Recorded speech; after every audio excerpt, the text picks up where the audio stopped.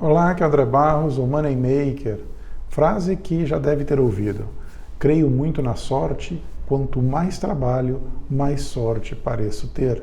Essa frase é de Coleman Cox, mas confesso que conheço mais a frase do que o seu autor. Acho que você também já deve ter ouvido muitas variações dela por aí.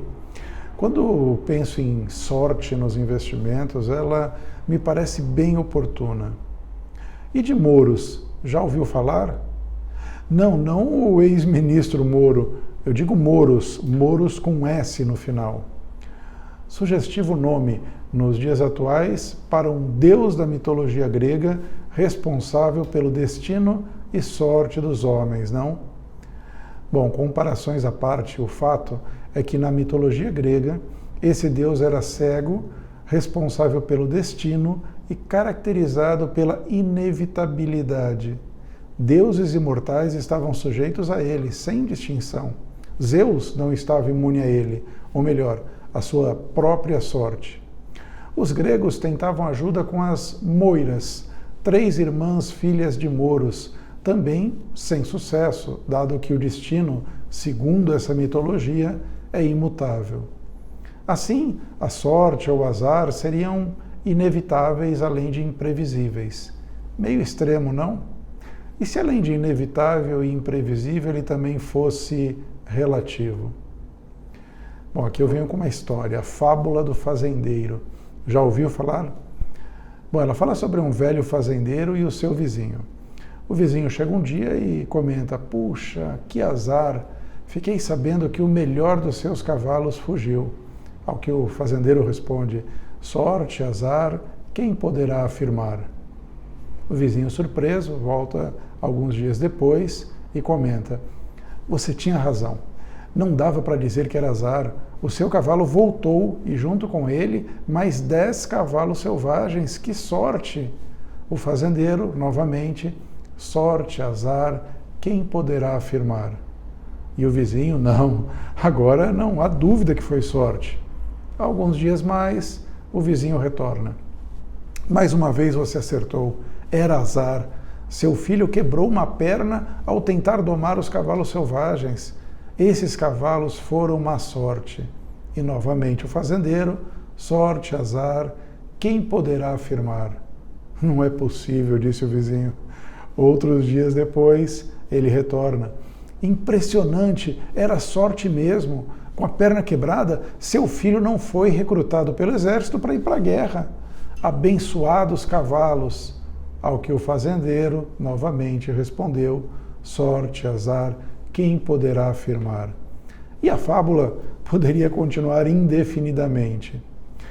Se avaliarmos bem, principalmente se ampliarmos nosso horizonte de tempo, veremos que sorte e azar são termos que têm uma dose significativa de relatividade. Mesmo se falarmos em investimentos, quando o topo de hoje pode ser o fundo de amanhã e sair ou entrar em uma posição pode ter análises bem diferentes dependendo da referência e do tempo que usamos de comparação. O vilão de hoje pode bem ser o herói de amanhã. Inevitável, imprevisível e relativo.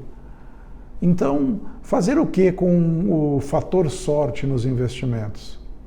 Primeiro é o fato: a sorte ou azar existe também nos investimentos.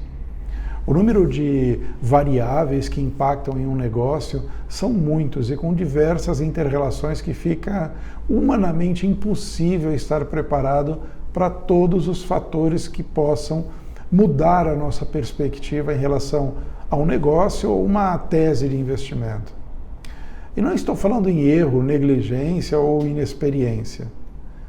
Um atentado terrorista, uma mudança climática, um desastre natural, uma epidemia, um plano econômico surpresa, a morte de um líder relevante para a empresa, uma inovação disruptiva de um competidor, uma contaminação em uma linha de produtos. Consegue imaginar o quanto essa lista pode ser extensa? Todos esses fatores são não previsíveis e eles podem mudar o resultado de uma tese de investimentos muito bem estruturada e derrubar o investimento nela alocado. e sem o benefício de saber de antemão via um Deus moros. Mas o fato é que temos que conviver com esse fator sorte nos investimentos. E temos maneiras de minimizar, de mitigar o seu impacto negativo, ampliar as chances dos positivos e até mesmo lucrar com os negativos. Algumas táticas já são muito conhecidas e, se bem utilizadas, podem nos ajudar. O primeiro ponto, na minha opinião, é não ajudar o azar. Apesar de imprevisível, vamos concordar que tem gente que chama o azar. Quando falamos de investimentos, podemos, ou devemos até, evitar estar ao lado daquelas empresas que são, por seu modelo de negócio, gestão ou mercado, mais propícias a terem contratempos. Aquelas que operam no limite da segurança, facilitando que as notícias ruins predominem. Eu sei, não é tão simples assim, mas algumas dicas podem ajudar a fugir desses amigos do azar. Empresas altamente alavancadas, endividadas, portfólio com pouca diferenciação, baixas barreiras de entrada em seu mercado, gestão que tenha disputas de poder, histórico de demandas trabalhistas e fiscais, baixas margens, governança sem transparência e controle, são alguns indicativos. Na dúvida, vale a recomendação da diversificação. Não aposte em uma ou duas, mas sim em uma carteira de pelo menos 10 ações. Se tiver uma ou duas ovelhas negras nessa lista, o impacto não vai te tirar do jogo. O segundo ponto é não contar só com a sorte. Já falamos, ela é imprevisível, pode simplesmente não aparecer.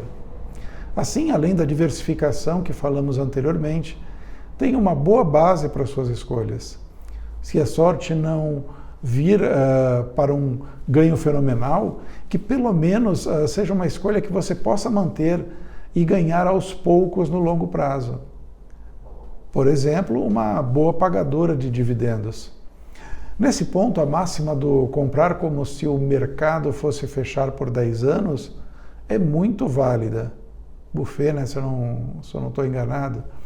Vale também não olhar para ações como seu bilhete de loteria, mas sim como mais uma opção para rentabilizar o seu patrimônio.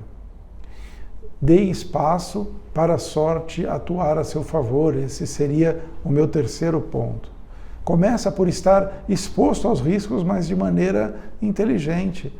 Você não terá a chance de ganhar na loteria se nem o bilhete comprar. Numa comparação exagerada, o mesmo vale para ações. Esteja no mercado, mesmo nos momentos de maior estresse. Mas o mais importante nesse ponto chama-se margem de segurança. Tendo escolhido boas empresas, compre ações delas quando tiverem um bom desconto versus o seu valor intrínseco. Esse ponto do valor intrínseco já rendeu muitos livros e de como estimá-los, vários deles muito bons. Eu gosto de métodos mais simples para o meu entendimento, usando parte desses conceitos de múltiplos e valuations. Seja como for, escolha essas boas empresas, defina um preço-alvo e compre com um bom desconto. Aumentando a distância para esse preço-alvo, suas chances de serem surpresas positivas aumentam. Simples assim. Bom, não tão simples, né? O quarto ponto, não se torture. No mercado, a sorte não só é relativa, como bate à sua porta todos os dias. Tenha em mente que você nunca acertará os topos e fundos dos preços de uma ação, até porque eles variam ao longo do tempo. Defina seus targets e se movimente conforme a sua estratégia, sem sofrer por não ter ganho tudo o que podia e com a tranquilidade que oportunidades novas sempre surgem. Vendeu a ação, teve seu lucro, mas ela continuou subindo? Valorize o que ganhou e não sofra com o que poderia ter sido. Se os fundamentos mudaram ou continuam mostrando potencial de valorização adicional, você pode até voltar para a posição, mesmo um valor mais alto. Ou simplesmente olhar para outras posições em sua carteira ou no mercado que podem abrir novas oportunidades. E quem disse também que aquela ação não pode voltar aos preços que lhe interessam? O quinto ponto é um convite a lembrar-se do Moros, o da mitologia. Sei, o cara é só um personagem da mitologia. Bom, dê o nome que preferir, mas lembre-se que você não tem o controle de tudo. Talvez nem mesmo de como será o seu dia. A história de uma ação, um mercado, um país, o mundo, é escrita a muitas mãos, com tantas inter-relações que o resultado final é de difícil, se não impossível, previsão. Não perco tempo prevendo, e pior, apostando no futuro, mas sim me posicionando para ganhar com as movimentações, ora comprando, ora vendendo, ou ainda, e isso ainda mais comum, simplesmente esperando. Com um radar aberto a oportunidades, elas acabam aparecendo. Nem sempre exatamente onde você queria, mas sempre disponíveis. Prefiro ver a sorte como a consequência de muito trabalho, como diz a frase no início desse vídeo. Trabalho por aumentar as probabilidades a meu favor e esse é o foco contínuo. A sorte será como muitos verão os resultados, sem saber o que foi feito para chegar neles. Mas você pode tentar encontrar as 3 flechas de Moros, né? Que, segundo a lenda, ele carregou com sua energia e escondeu no mundo dos humanos. Se você encontrar e disparar essas 3 flechas juntas, diz a lenda, você faria o tempo voltar para a existência de caos, fazendo com que a história recomeçasse novamente. Quem sabe aí, sabendo o que viria depois, não daria para ganhar de verdade. E você, pensando que já estávamos no caos, né? Vamos juntos.